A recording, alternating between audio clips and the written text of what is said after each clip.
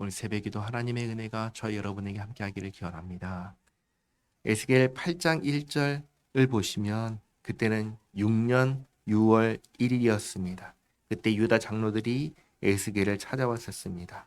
또 에스겔 14장 1절을 보면은 이스라엘 두어 장로가 에스겔을 또 찾아왔었습니다. 그리고 오늘 7년 5월 10일에 이스라엘 장로 여러 사람이 또 에스겔을 찾아옵니다. 1절 말씀 보시면 일곱째 해 다섯째 달 열째 날에 이스라엘 장로 여러 사람이 여호와께 물으려고 와서 내 앞에 앉으니 여호와의 말씀이 내게 임하여 이르시되 인자야 이스라엘 장로들에게 말하여 이르라 주 여호와께서 이렇게 말씀하셨느니라 너희가 내게 물으려고 왔느냐 내가 나의 목숨을 걸고 맹세하거니와 너희가 내게 묻기를 내가 용납하지 아니하리라 주 여호와의 말씀입니다. 하나님께서 이스라엘 장로들이 와서 질문하는 것을 허락하지 않겠다 하십니다.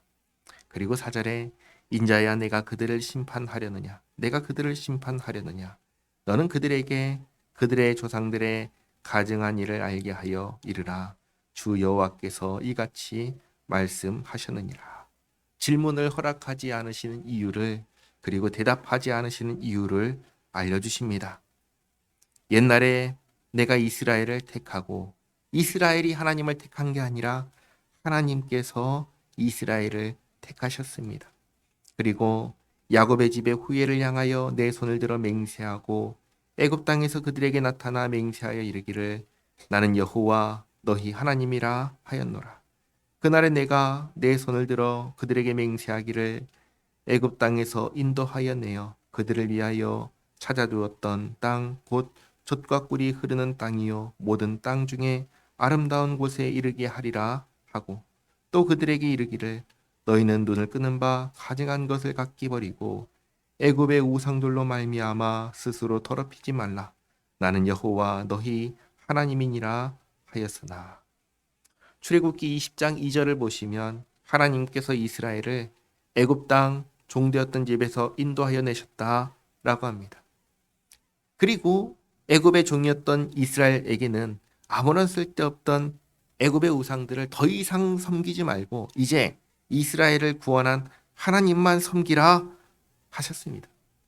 그런데 8절 그들이 내게 반역하여 내 말을 즐겨 듣지 아니하고 그들의 눈을 끄는 바 가증한 것을 각기 버리지 아니하며 애굽의 우상들을 떠나지 아니하므로 내가 말하기를 내가 애굽 땅에서 그들에게 나의 분노를 쏟으며 그들에게 진노를 이루리라 하였노라. 이게 하나님께 구원받은 이스라엘의 모습이었습니다. 그들 보고 하나님께서 진노하셨지만 9절에 그러나 내가 그들이 거주하는 이방인의 눈앞에서 그들에게 나타나 그들을 애굽 땅에서 인도하여 내었나니 이는 내 이름을 위함이라. 내 이름을 그 이방인의 눈앞에서 더럽히지 아니하려고 행하였습니다. 하나님의 이름을 위해서 하나님의 영광을 위해서 이스라엘을 버리지 않으셨습니다. 그러므로 내가 그들을 애굽 땅에서 나와서 광야에 이르게 하고 사람이 준행하면 그로 말미암아 삶을 얻을 내 율례를 주며 내 규례를 알게 하였고 또 내가 그들에게 거룩하게 하는 여호와인 줄 알게 하려고 내 안식일을 주어 그들과 나 사이에 표징을 삼았노라. 하나님께서 이제 광야길을 인도하실 때 율법을 주셨고 또 안식일을 주셨습니다. 안식일은 아무것도 안 하는 쉬는 날이 아니라 창조와 구원의 하나님을 예배하는 날입니다. 그래서 이들이 하나님을 예배하는 것으로 하나님의 백성됨이 드러나게 하셨습니다.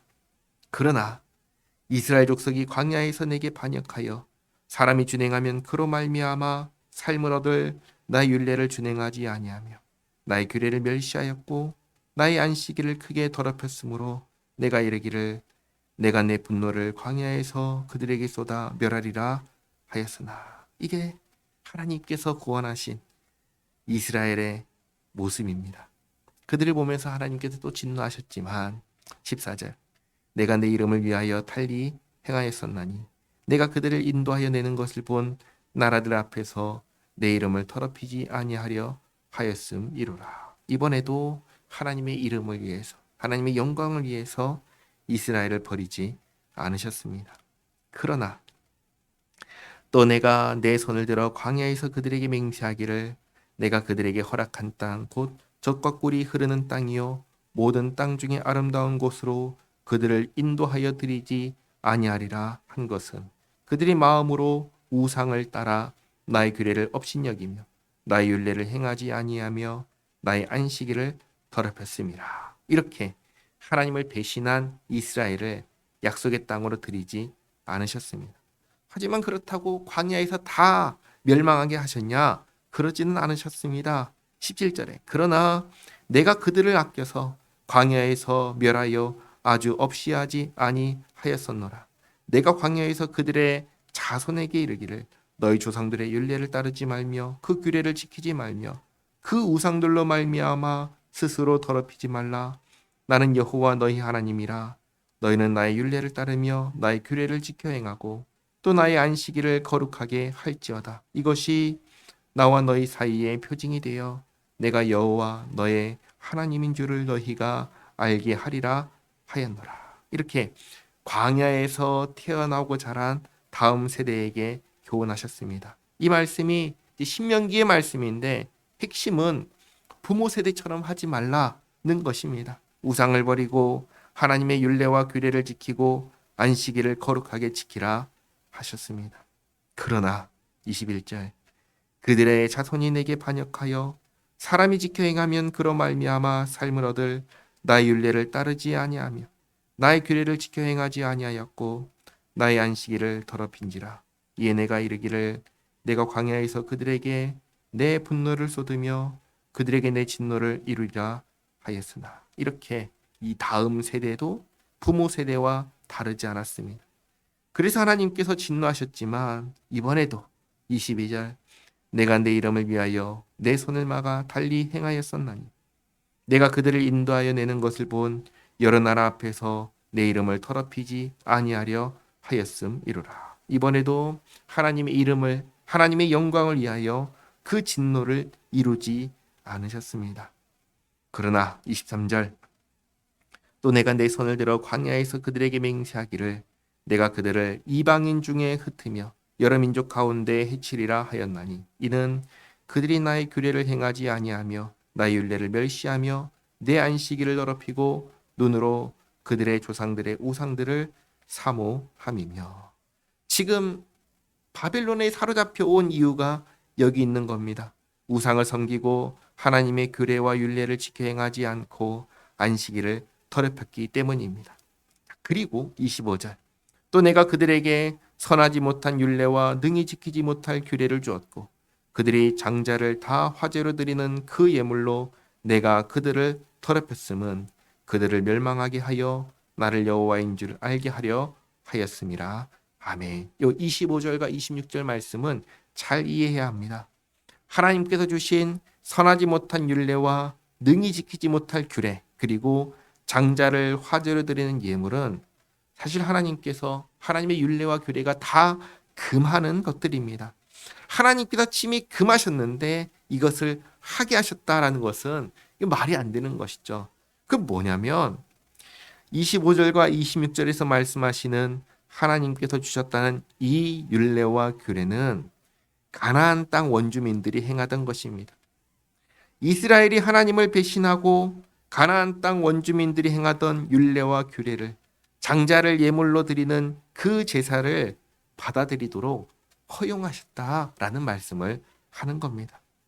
사실 이스라엘이 하나님의 말씀에 순종했다면 그러면 아무 일도 일어나지 않았을 겁니다. 하나님께서는 가나안 땅의 문화가 그 사상이 악하기 때문에 절대로 따르지 말라고 말씀하셨습니다.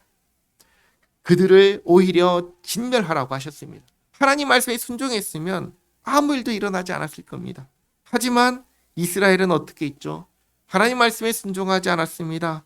가나안 땅에 있던 원주민들 진멸하지도 않았고 그들의 사상과 문화를 거부하지도 않았습니다. 그대로 다 받아들인 겁니다. 그것을 지금 말씀하신 겁니다. 핵심은 이것입니다. 에스겔에게 이스라엘 장로들이 옵니다. 묻고 싶어서 옵니다. 그러다 하나님께서 묻지 못하게 하십니다. 왜냐하면 이들이 알아야 할 것은 한 가지뿐입니다. 자신들이 하나님 앞에서 어떻게 해왔는지 그거 알아야죠. 그거 말고는 다른 걸 알 게 없는 겁니다. 그리고 이들이 해야 할 것도 한 가지뿐입니다. 그건 뭐죠? 하나님 앞에서 회개하는 것 뿐입니다. 이건 외에 알아야 할 것도 해야 할 것도 없습니다. 지금 그것을 말씀하시는 겁니다.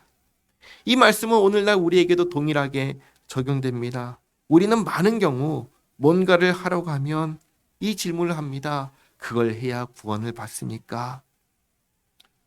그걸 해야 구원을 받습니까? 그리고 안 하려고 합니다. 안 해도 된다고 합니다. 그러나 그렇지 않습니다. 하나님께서 우리에게 하라고 하신 건 해야 합니다. 우리에게 살아내라고 하신 건 살아내야 합니다. 그리고 그렇게 하지 못하는 걸 우리는 회개해야 하는 겁니다. 그리고 회개하면서 다시금 하나님께서 말씀하신 일을 이루기 위해서 힘써야 하는 겁니다. 하나님께서 우리에게 바라시는 모습이 바로 이것입니다. 이 일을, 이 모습이 우리 모두에게 있기를 바랍니다. 기도하겠습니다. 하나님, 하나님께서 베푸시는 구원의 은혜를 받고도 배신하고 거역하는 인류의 역사를 수백 년, 아니 수천 년 동안 보시며 얼마나 마음이 아프셨을지 생각하게 됩니다. 감히 도무지 헤아릴 수 없는 시간들이고 그 아픈 마음입니다. 주님, 저희를 불쌍히 여겨 주시옵소서. 저희가 다만 예수님만을 의지하여 주님의 기쁨이 되기를 원합니다. 저희들의 인생을 사용하여 주셨고 저희들이 주님의 마음을 시원하게 하는 그런 주님의 자녀들로 한평생 살아가도록 인도하여 주시옵소서. 예수님의 이름으로 기도하옵나이다. 아멘.